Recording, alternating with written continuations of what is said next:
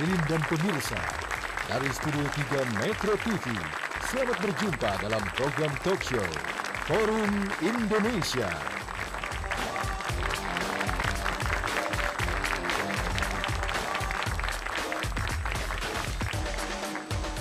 Ya, selamat malam pemirsa. Konflik antara KPK dan Polri kembali terjadi di awal tahun 2015 ini. Bermula saat KPK menetapkan calon Kapolri, Komjen Polisi Budi Gunawan sebagai tersangka. Lalu Polri membidik kemudian 4 orang komisioner yang tersisa di KPK dengan sejumlah kasusnya masing-masing. Kedua lembaga penegak hukum ini kemudian mengklaim tengah menjalankan fungsinya, namun tetap saja dugaan adanya upaya kriminalisasi menyeruak. Konflik ini membuat publik kemudian resah. Publik tentu berharap Presiden menentukan sikap tegasnya agar konflik antara dua lembaga penegak hukum ini tidak semakin memanas dan semakin liar. Lantas kemudian langkah apa yang seharusnya diambil agar KPK dan Polri bisa terus bersama-sama mendorong negara Indonesia ini bersih dan berwibawa. Saya Wahyu Wuho, inilah Forum Indonesia menanti sikap Jokowi.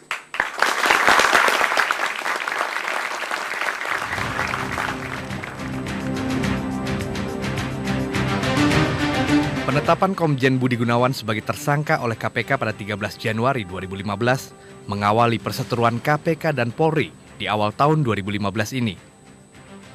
Dengan KPK menjadikan Komjen Budi Gunawan sebagai tersangka, Presiden Joko Widodo pun menunda pelantikan Komjen Budi Gunawan menjadi Kapolri. Seolah membalas tindakan KPK, Barreskrim Polri pada 23 Januari menangkap Wakil Ketua KPK Bambang Wijayanto dan menetapkan Bambang sebagai tersangka dalam kasus tindak pidana kesaksian palsu sengketa Pilkada Kota Waringin Barat yang terjadi tahun 2010.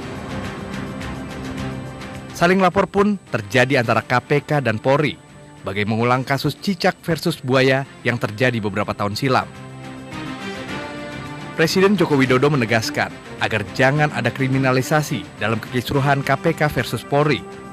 Kedua institusi ini diminta bahu-membahu dalam upaya pemberantasan korupsi.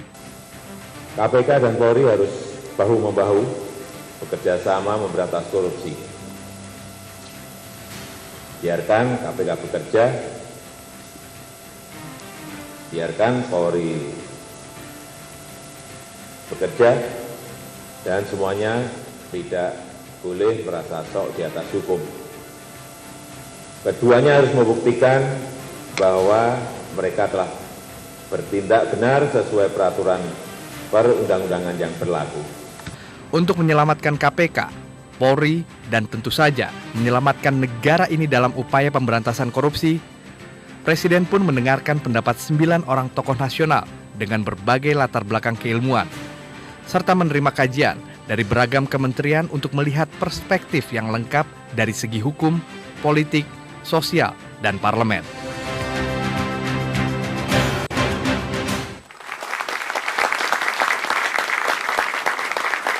Ya baik, langsung saja pemirsa kita awali diskusi pada malam hari ini menanti sikap Jokowi. Sudah hadir 5 orang narasumber yang sudah berada di studio Metro TV malam hari ini. Yang pertama ada mantan Wakil Ketua KPK Pak Bibit Samatrianto. Selamat malam Pak Bibit, apa kabar? Ya, terima kasih sudah hadir. Kemudian ada mantan Kapolri Khairuddin Ismail. Selamat malam Pak Khairuddin.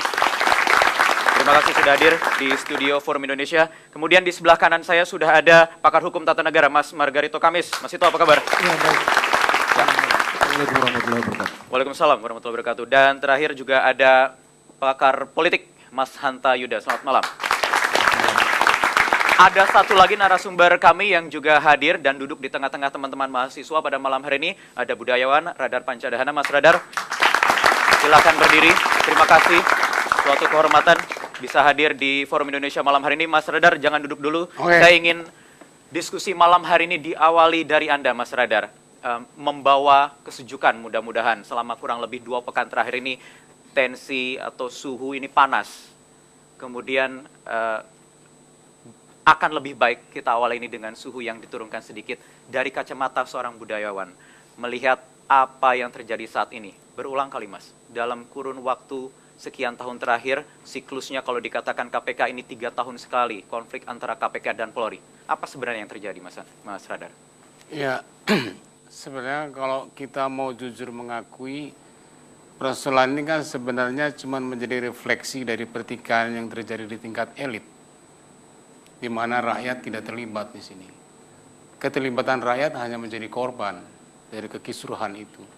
Ya, korban ketika persoalan politik yang tiba-tiba ribut ini menciptakan instabilitas atau menciptakan kekisruhan di dalam kerja-kerja ekonomi, kerja-kerja sosial, kerja-kerja kultural. Padahal kita tahu persoalannya sebenarnya jelas, di mana yang benar, di mana yang salah, di mana yang hitam, di mana yang putih. Tetapi yang namanya cicak dan buaya itu sama-sama main kan. Dan terus kita jadi melihat seperti ada arena para reptil di situ. Karena ternyata yang bermain tidak hanya cicak dan buaya, ada bunglon, ada kadal, ada komodo juga. Negeri ini sudah menjadi negeri reptil. Nah, sementara rakyat ini kan cuma jadi semut-semut yang diinjak-injak oleh para raksasa itu. Nah, menurut saya apa yang dikatakan oleh Jokowi di dalam statusnya di Facebook yang mengutip Ronggo Warsito itu sudah menggambarkan bagaimana para elit itu sekarang sudah dirasuki oleh keangkaran murkaan, kemarahan, kedendam, nafsu, gairah, dan yang lain-lain. Yang itu tidak bisa lagi diajak bicara dengan bahasa politik, ekonomi, bahkan bahasa hukum. Bahkan seorang presiden kepala negara ini Sudah tidak mampu lagi menggunakan bahasa-bahasa itu, bahasa kekuasaan pun. Sampai akhirnya dia menggunakan bahasa sastra. Wah, ini luar biasa. Pertama kali di negeri ini ada presiden yang tiba-tiba menanggapi sebuah persoalan yang sangat rumit dengan bahasa sastra dari sastrawan Solo juga ratusan tahun yang lalu. Bahwa semua keangkaran ini sebaiknya Bapak-Bapak dia ingatkan, dihentikan.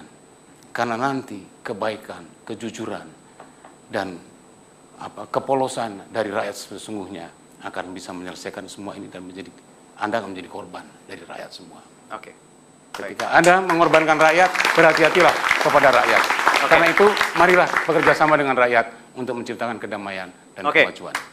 Terima kasih, Mas Radar. Ini silakan boleh duduk kembali. Ini ada koridor yang sudah diberi, jalannya dibuka oleh Mas Radar Pancadahana, seorang budayawan. Saya ingin mulai dulu mungkin dari sebelah kiri saya, Pak Bibit. Ini yang mungkin bisa berdiri di belakang KPK juga, kemudian juga latar belakangnya Polri juga, dan pernah terlibat juga dulu jilid pertama Cicak Buaya, Pak Bibit, siklus 3 tahunan kalau kata Pak Johan Budi. Anda melihatnya apa lagi yang terjadi saat ini? Kalau tadi Mas Radar katakan ini sebenarnya masalahnya sederhana, sudah jelas semuanya. Ya, terima kasih moderator. Assalamualaikum warahmatullahi wabarakatuh. Waalaikumsalam warahmatullahi wabarakatuh. Selamat malam, salam sejahtera untuk kita sekalian. Rekan-rekan sekalian, kalau lihat kondisi seperti sekarang ini, kita bahkan itu agak ke belakang juga. Nampaknya korupsi ini yang pertama adalah sudah mewabah. Di mana-mana ada korupsi, dari atas sampai bawah ada korupsi. Tapi mereka merasa tidak melakukan apa-apa karena yang lain juga melakukan. Bahkan kalau ditangkap itu sebetulnya saya itu nasib sial aja. Gitu ya, nasib sial. Nah, kemudian yang kedua, modus operandinya juga sekarang ini makin canggih. Kalau dulu lewat account di bank, sekarang udah nggak ada lagi lewat account di bank. Jadi sudah di bawah bantal. Kemudian yang ketiga ini sulit diatasi, ya, sulit diatasi sehingga penegakan hukum juga nampaknya belum bisa menjawab secara tegas ya, secara jelas. Karena apa? Penegakan hukum ini sebetulnya tidak cukup hanya dengan represif, ya, tidak cukup dengan represif, dan nampaknya masyarakat juga skeptif gimana? Ya. Karena seolah-olah hanya nyerahkan aja pada KPK, pada penegak hukum. Padahal masyarakat juga bisa dia bergerak untuk melawan korupsi itu bisa.